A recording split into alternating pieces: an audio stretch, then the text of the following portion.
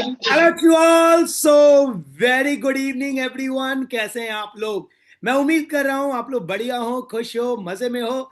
और गेट 2026 का रिजल्ट आ चुका है और हमारे सामने गेट 2026 के one of the toppers with in 100 rank Satya Prakash बैठे, जिन्होंने गेट में ऑल इंडिया रैंक 88 स्कोर किया है।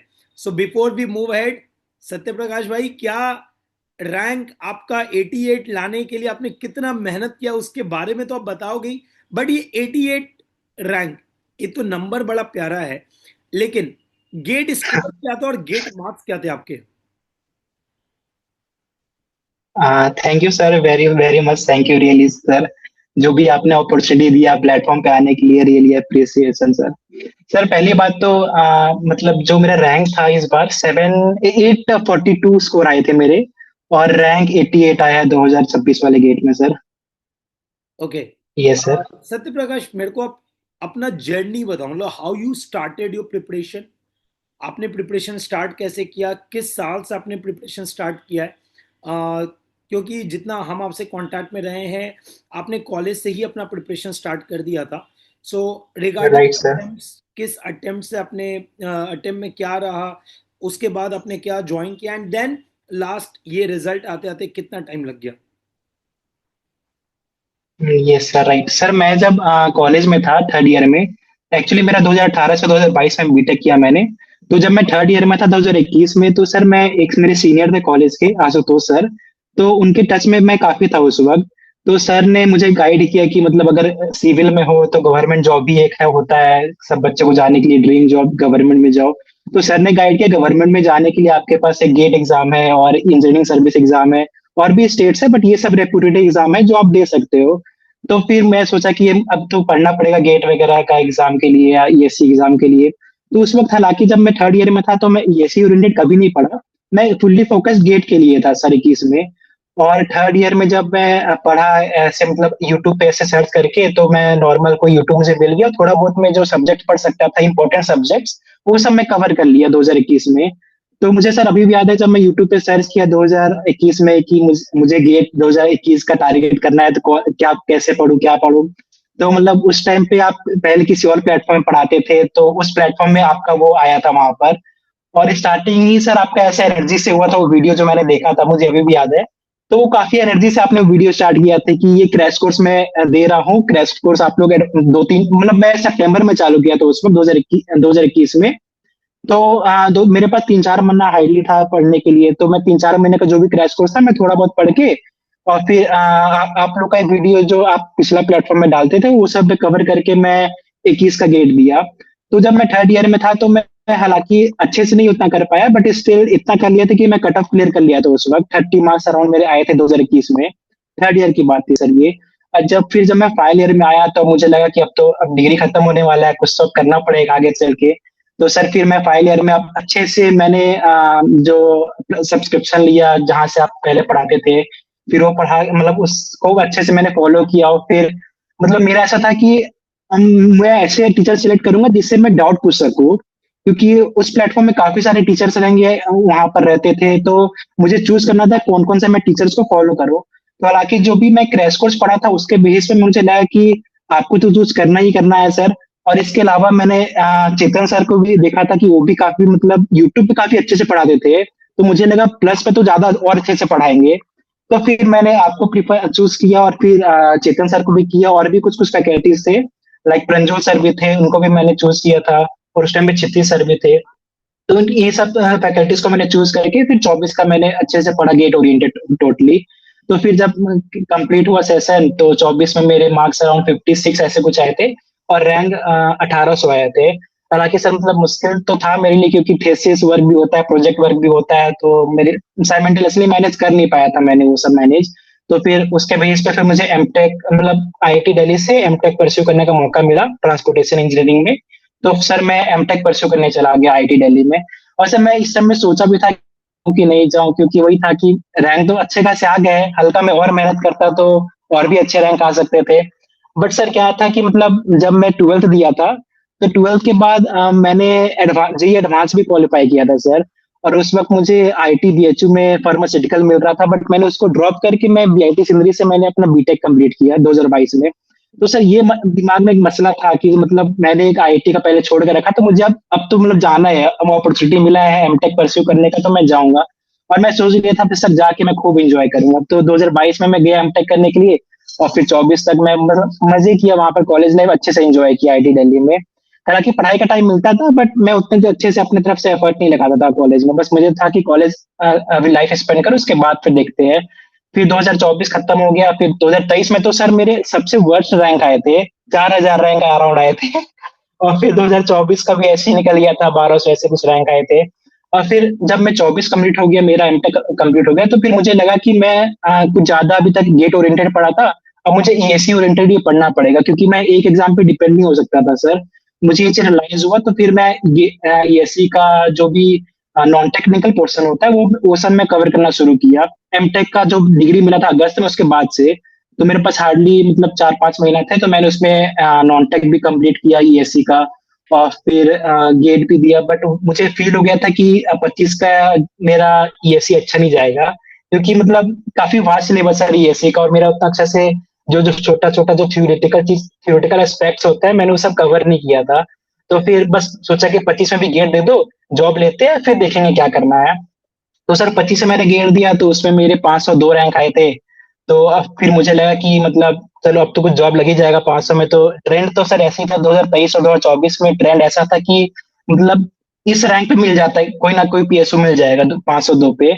बट सर मेरा लक खराब था, किस्मत था, अनफॉर्चुनेट भी काफी था मैं, कि मतलब 2025 में भी मेरा अभी तक कोई जॉब नहीं लगा 502 रैंक के बेसिस पर। तो ये चीज मेरे को लास्ट तक तरस आया सर। जनवरी का मंथ में डबल एआई का रिजल्ट आया था, जिससे मैं काफी होप किया था, डबल एआई जूनियर एग्जीक्यूटिव। उसमें भी नहीं हुआ सर। 530 कट ऑफ गए थे मेरा, नहीं 540 कट ऑफ गए थे, मेरा GATE score, sorry 740 cut off गए थे, मेरा गेट स्कोर 730 था। तो उसमें भी नहीं हो पाया सर। तो फिर ये तो हालांकि जनवरी 26 से पता चला मुझे, लेकिन 25 जब मेरा 502 रैंक आया, तो फिर बार का एग्जाम आया था, तो फिर मैंने बार का एग्जाम दिया था, तो उसमें रिटर्न क्वालिफाई मैंने किया था 25 में। फिर इंटरव्यू देने गया, तो इंटरव्यू भी नहीं हुआ, लेकिन हालांकि मेरा फिर एनपीसीएल का इंटरव्यू दिया, तो उसमें भी नहीं हुआ 25 में। फिर उसके बाद मैं सोचा कि बिहार का भी एग्जाम आया था मेरा होम स्टेट का, तो फिर मैंने असिस्टेंट इंजीनियर का एग्जाम दिया, वाइस प्रिंसिपल का एग्जाम दिया। तो वो सब हालांकि मेरे अच्छे गए थे, वो सब अच्छे गए वहां पर। फिर राजस्थान का भी मैंने प्रीलिम्स निकाला। बट वही था कि सर अब जब तक गेट ईएससी जो सबसे one of the toughest exam होता है, ये सब नहीं निकालोगे तो आपका वो स्टैंड नहीं हुआ एज ए सिविल इंजीनियर, मैं ऐसा मानता हूँ सर। तो फिर मेरे को था कि मतलब गेट ईएससी तो निकालना ही निकालना अच्छे रैंक के साथ, और डबल डिजिट रैंक तो this is one of the dreams और सभी के लिए। तो फिर मैं सोचा कि मुझे करना ही है, तो मतलब करना ही है। तो फिर 26 में वापस से जो कंटेंट आप लोग प्रोवाइड किए थे पहले से जो नोट्स आपने दिया था, बस उसी को मैं रिवाइज करते गया। और टेस्ट के रिस्पेक्ट में काफी मुझे हेल्प मिला, जो भी मैं टेस्ट सीरीज फॉलो करता था उसको देख के काफी चीज इंप्रूव किया। और फिर 26 में वापस से गेट देके फिर अभी ये 88 रैंक अचीव किया सर मैंने। ग्रेट। देखो आपकी जर्नी मुझे सुन के एक ही बात, अब मैं ऐसा लग रहा था, आप बोलते हुए मैं सुन जाऊंगा, क्योंकि इट वाज लाइक यस। कि मुझे जो समझ में आया, it was complete about patience. आपने पेशेंस बहुत दिखाया, क्योंकि आधे से ज्यादा बच्चा इस पॉइंट पे ऐसा हो जाता है कि यार एसएससी जेई कर लेते हैं, है ना, क्योंकि जेई बहुत आसान है ना, जेई निकालना आसान हो जाता है। जो राइट। गेट ईएससी की तैयारी करता है उसके लिए जेई निकालना आसान हो जाता है। So what I always feel, यहाँ पे जो आपका पेशेंस था कि नहीं मुझे गेट ईएससी में ही रैंक चाहिए, एंड मैं मानता हूँ आप अनलकी नहीं हो। आपने बोला ना आप अनलकी हो कि लास्ट ईयर 500 रैंक होने के बाद भी आपका कहीं सिलेक्शन नहीं हुआ, ठीक है। मेरा मानना आप अनलकी नहीं हो, क्योंकि इस बार जो आपका वो सिलेक्शन नहीं होने के कारण आप इस बार वापस से गेट लिखे, आपने विद इन 100 स्कोर किया, एंड नाउ एनी पीएसयू आपको अब रिजेक्ट नहीं कर पाएगी। आप मेरी बात समझ रहे हो? Right sir. पहले उन्होंने रिजेक्ट किया, अब तुम्हारे पास वो मौका होगा, ठीक है। And this is what makes yes sir. Person, ठीक है। तो इसलिए बोलते हैं पेशेंस रखो, आप मेहनत करते रहो, रिजल्ट एक ना एक दिन तुम्हारे कदमों को चुमेगी ही चुमेगी, and that is what you have done, right sir. है ना। अब जैसे आप अगर हम इन्फिनिटी जोन की बात करें, जो हम आपसे टच यस सर। कर रहे थे 6 मंथ्स बैक, तो how yes sir. courses that we have done in the Infinity Zone helped you during your preparation journey? Yes sir, right sir. Sir मेरा एक पहले से ही मानना था, जब मैं आपका स्टार्टिंग में क्लासेस किया था ना 2022 में ही, तो मेरा हमेशा से मानना था कि जो आपका क्वेश्चन प्रैक्टिस सेशन होता है ना sir, that is really very awesome. मतलब पता नहीं कहाँ कहाँ से सर ऐसा क्वेश्चन लेके आते थे, करवाते थे। गेट ओरिएंटेड मैं बोल रहा हूँ खासकर। तो मतलब ये काफी मुझे बूस्टअप किया ये चीज। मतलब आपका जो क्वेश्चन प्रैक्टिस था ना, काफी मतलब मुझे ना क्लास में मिलते थे ऐसा क्वेश्चन, ना टेस्ट सीरीज में मिलते थे, मतलब हटके क्वेश्चन था।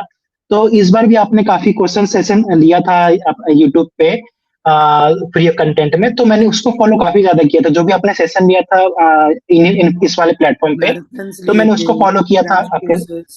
हाँ मैराथन वगैरह। हाँ तीन, हाँ मैराथन भी था सर, वो भी लास्ट टाइम पे मैं जब फॉर्मूला रिवाइज करने के लिए गया था, तो मैंने उसको भी फॉलो किया था। और और जो आपका क्वेश्चन प्रैक्टिस सेशन था, ये दोनों मैंने बहुत अच्छे से किया था, क्योंकि मुझे पता था कि अगर मैं ये सब क्वेश्चन कर लिया अब के टाइम पे, तो मेरा एनीवे कॉन्फिडेंस बूस्टअप होना ही होना है, क्योंकि एक नए टाइप का क्वेश्चन मिलता था। और गेट एग्जाम में ऐसा है कि सर आपको कोई भी पीवाईक्यू नहीं मिलेगा वहां पे, सर एक न्यूली बेस्ड क्वेश्चन नहीं मिलेगा। तो आपका सेशंस काफी मतलब इस चीज में काफी बेटर था मेरे लिए, जो हेल्प किया इस रैंक अचीव करने के लिए सर। ग्रेट।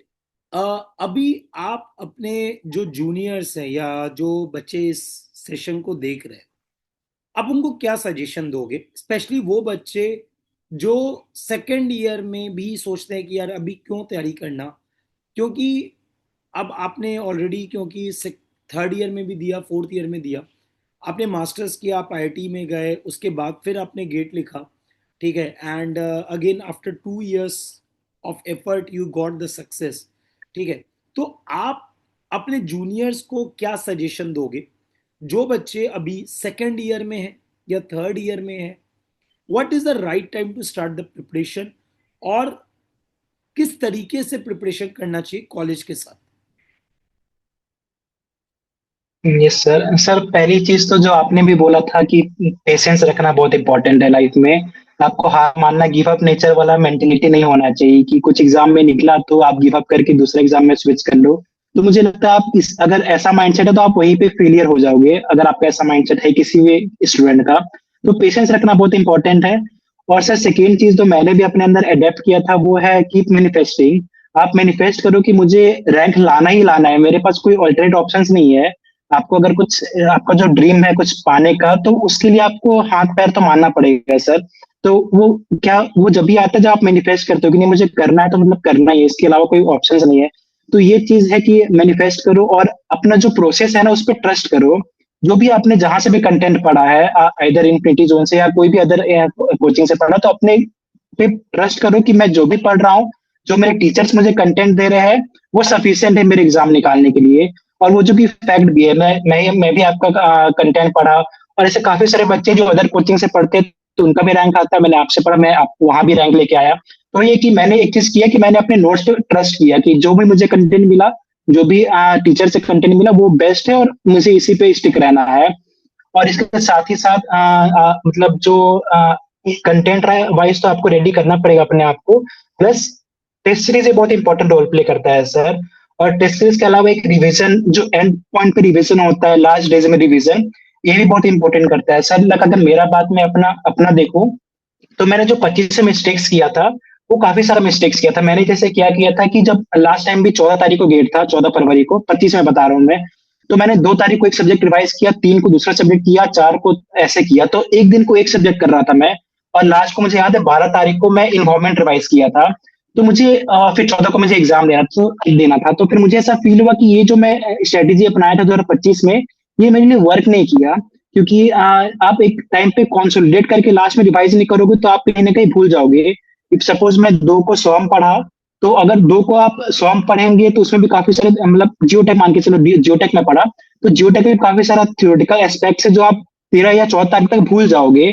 तो उसको आप लास्ट में भी रखना पड़ेगा, वो जब जो आप जो थ्योरेटिकल एस्पेक्ट्स है या जो भी कंसेप्ट है, उसको आप लास्ट को भी रिकॉल करना पड़ेगा। तो इस बार मैंने वही किया कि मैंने पहली बात तो अपने मिस्टेक्स को एनालाइज किया, और इस बार सब लास्ट में कंसोलिडेट करके पढ़ा। जो भी मतलब 5 दिन में मैंने एक शॉर्ट नोट्स बनाया था, जो कि 5-6 पेज का था, उसमें सारे सब्जेक्ट का 5-6 मतलब नोट्स में पढ़ा हुआ था, सारे सब्जेक्ट का वो 5-6 नोट्स मैंने कंप्लीट कर लिया था। और छोटा छोटा करके मैं लिख लिया करता था उसी में। तो सर वो लास्ट में बस 4 दिन मैंने सिर्फ उसी को रिवाइज किया, और जो टेस्ट सीरीज दिया था बस उसको एनालाइज किया, और मैं जो स्ट्रेटेजी बनाया था टेस्ट सीरीज देने के बाद बस वही स्ट्रेटेजी पे स्टिक रहा, और फिर लास्ट में मैंने गेट दिया। तो यही सब पॉइंट है सर, मैन्युफेस्टिंग वाला, अपने आप पे भरोसा रखो और ट्रस्ट रखो कि मतलब करना ही करना है, और ये पेशेंस रखना बहुत जरूरी है सर, अगर कोई अच्छा जॉब आपको निकालना है कोई एग्जाम तो। ये सब चीज है sir. True true true, very good. And मैं उम्मीद कर रहा हूँ, अभी तक मैंने अपने लर्नर्स की एक बात नहीं बोला है कि ऑलरेडी आपने ESC प्री निकाल लिया है, you are preparing for ESC mains, right? So all the best for ESC mains. And already we are here with the scholarship, जहाँ पे हम लोग गेट प्लस ESC के लिए करवा रहे हैं, but since you are already in the ESC mains, so all the best and be in touch, पढ़ते रहना, and whatever help sure, बिल्कुल sir. can do for you will be giving their best, may it be interview preparation or may it be anything, right? बिल्कुल बिल्कुल sir. Right right sir. Keep learning, keep fighting hard, you have that sir spirit। एक, हाँ बेटा बोलो। Yes sir, एक और चीज बोलना था। मतलब मुझे ऐसा फील होता है सर, आप स्टूडेंट ओरिएंटेड काफी ज्यादा सोचते हैं। मतलब मैं भी जब आपसे टच में था लास्ट टाइम पे, मतलब ऐसा ये कुछ नहीं है कि मैं शुगर कोटेड बातें बोल रहा हूँ, बिल्कुल भी नहीं। मतलब मैं जो फील करता हूँ खुद में, आपका जो पर्सन है, आपका जो नेचर है, बच्चों के प्रति पर्सनैलिटी है, वो मुझे काफी रियली इंस्पायर करता है सर। मतलब आप बच्चों के हित के लिए सोचते हैं कि क्या रिक्वायरमेंट है बच्चों लोग का, उसके लिए काफी ज्यादा सोचते हैं। जैसे मैं आपको बोला भी था सर एक टाइम पे कि मुझे बार देना है, तो फिर आपने उस टाइम बोला कि मैं बार के इंटरव्यू के लिए भी कोर्स लेके आऊंगा, आपको गाइड करूंगा। तो ये सब चीज काफी मतलब it's a very good part about you sir, really sir, and really thank you for every guidance and everything sir. अरे देखो, वो एज अ टीचर मेरा मानना है, when we choose teaching as a profession, ठीक है, तो हमने राइट। वो इसलिए नहीं चुना है क्योंकि हमारे पास कोई ऑप्शन नहीं था। We choose it because it is hobby, and when it is your hobby, passion, yes, right you right. Can not be like कि भाई इट्स अ 9 to 5 जॉब, आया और आगे काम किया बस चल दिया, हम्म। तो वो नहीं है। राइट राइट वो सर। नहीं है तो ऑटोमेटिक हम्म। थॉट प्रोसेस आ जाता है ना? आ जाता, राइट राइट सर। राइट। हम्म। सो ये पूरा चीज उसी पे डिपेंड करता है, एंड मेरा सबसे बोलना है कि आप किसी भी प्रोफेशन में जाओ, you choose any profession, hmm. If you take it as a hobby hmm. You will grow, but if you take it as a work, अब वो हमेशा वर्क रहेगा और हमेशा आपको लगेगा कि यार कुछ और करते हैं, ठीक है? राइट। सो दैट्स व्हाट मेरा पार्ट है, और बस आप लोग रिजल्ट लाओ, आप लोग अच्छा करो, हम लोग इसी में खुश हैं, है ना? बिल्कुल right sir. Hello, yes sir. Everyone, thank you too, thank you very much sir. Hopefully बच्चों को सेशन मजा आया होगा, समझ में आया होगा, और वो अपने आप को इसी फॉर्म में आगे लेके चल रहे होंगे। Thank you to all, see you all for the next session, मिलते हैं, बाय बाय।